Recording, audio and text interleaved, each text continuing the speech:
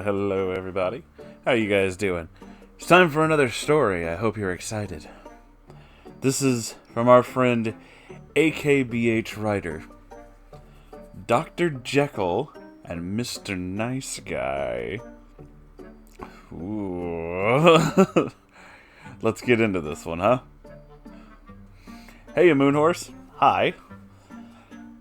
And the ever-lovely celestial herd. That's you guys. So I have a story to share today. Not a fiction this time, but it's an important one. So I shall regale you with the tale of my greatest, at least socially, shame. I was once a nice guy. Cue ominous music, editor Moonhorse. I keep warning you guys not to do that. He's gonna do a thing.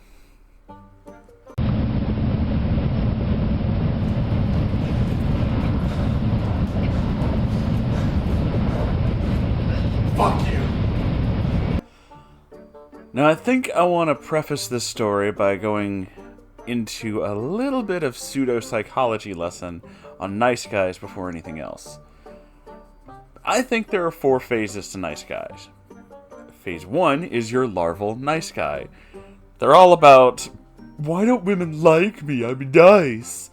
And having no other redeeming qualities to them. Phase 2 nice guy is the, please screamo sing this part, I will not. Why do good girls like bad guys? Okay, no, I get what you were going for. I'm not doing that. I'm not doing that.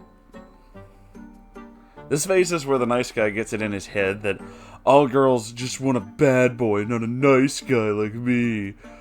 It's the sad boy phase, as one of my friends calls it. She's a self-admitted e-girl, so she has a lot of run-ins with nice guys from what she tells me. What is an e-girl? I don't know what that means. They tend to wallow in self-pity and complain that girls won't give them a chance. I do know what that is, though. I've heard many stories about those particular nice guys.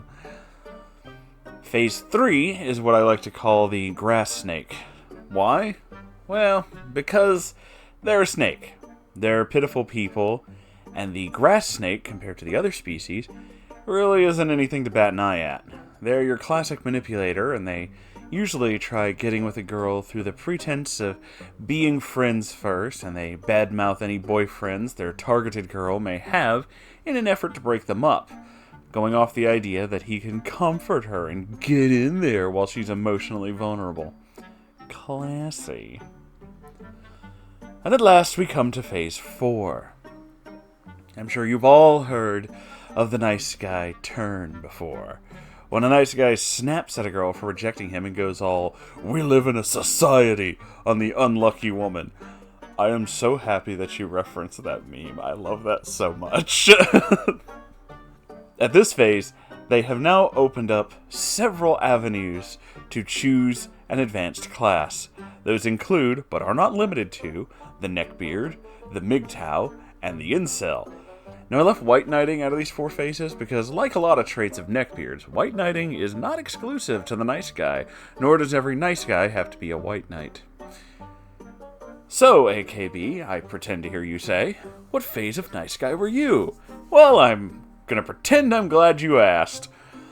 Fortunately for me, my nice guy syndrome only progressed to phase 2 before I purged it.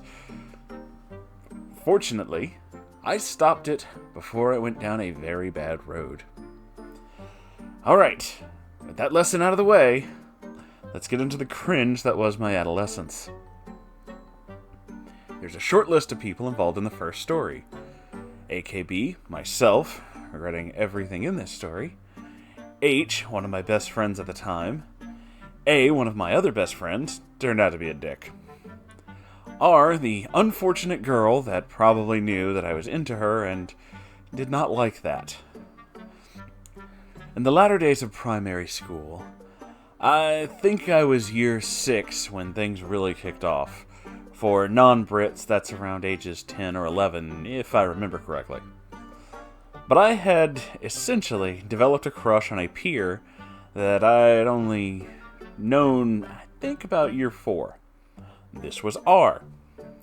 She was in the same class and just moved to our village and started at our school.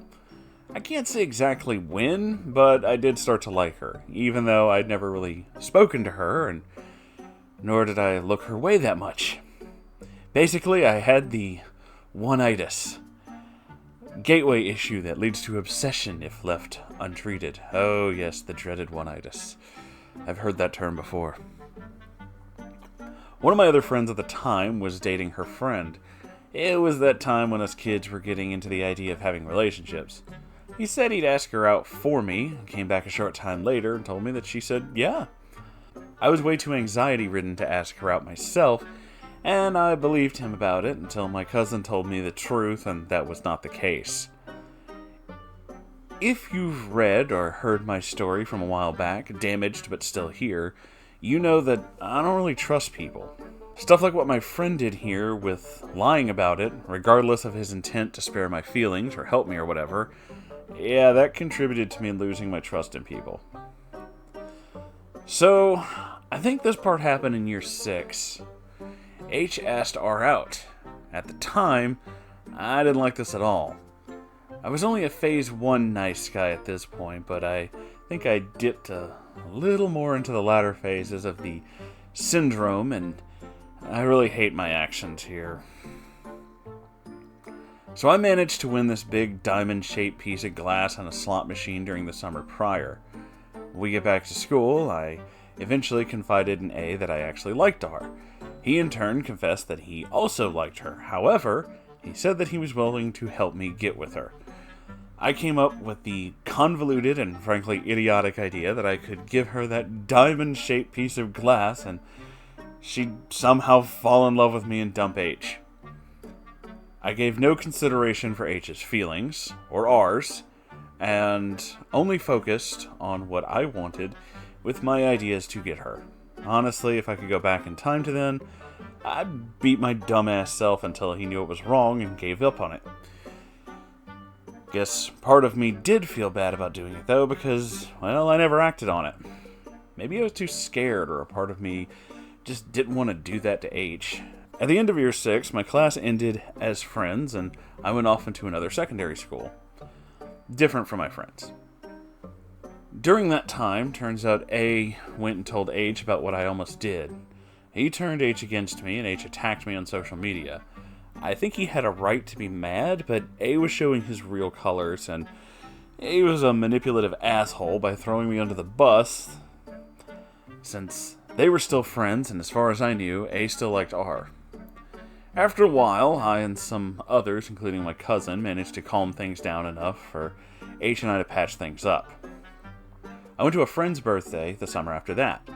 The last time I met H and most of my old friends in person, and I think we're cool, and I'd moved on from R. A was not invited to that party though, since it seems he'd shown his true asshole colors to everyone else in secondary school as well. So that was my first foray into being a nice guy. Unfortunately, it wasn't my last. It's been close to a decade since then, so I might have missed something, but that's the gist of it. Next up is accounts 1 and 2 of my secondary school days as nice guy. I had plenty of crushes that I never acted on, but there's 2 major ones that I developed one-itis and showed my Mr. Nice Guy side again with. And we'll get into those in the next episode. See, we're actually out of time because this one's starting to run a little over. So, yeah. I'm going to go ahead and do my little spiel here at the end like I usually do. I definitely see a lot of social awkwardness there, but nothing too terrible. The fact that you had these ideas but then immediately backed down from them means that there's probably a part of you that was just like, yeah, no, I shouldn't do that, you know? I like this girl, but at the same time, I shouldn't do that. That's not okay. Which, yeah, I mean, there's always hope for people who go through things like that. There's always the hope that certain nice guy behaviors can actually be fixed. And when you have thoughts like that, definitely means that there is good. Definitely means that you can definitely grow out of that. I said definitely a whole bunch of times. So, yeah. So far, a little weird, but not the worst. I've heard far worse things. And, again, as we know now, you definitely grew out of that. I just keep saying definitely. Like a fucking weirdo. Anyway, I hope you guys are enjoying this. I love you all so very much. And I hope you're looking forward to the next episode, because I certainly am, because I can see the rest of what I have to read right here in front of me. That's right, I invented a 2-part episode just to create 2 parts. Actually, it's because I was running out of time, and I wanted to build up suspense. It's my show. I could do that. Anyhow, I love you all so very much. If you have your own story to send in, make sure to send it to r/Moonhorse Stories. I check it every day, and I will see it. If you would please like, comment, and subscribe to these videos, I would greatly appreciate that. And if you'd like to keep the lights on in this place so I can keep doing things like this, please donate to Patreon or buy something from the merch shop. All of these things and more are in the description down below. I love you all so very much. I say that a lot, but I mean it every time. And I'll see you in the next episode. Okay, goodbye!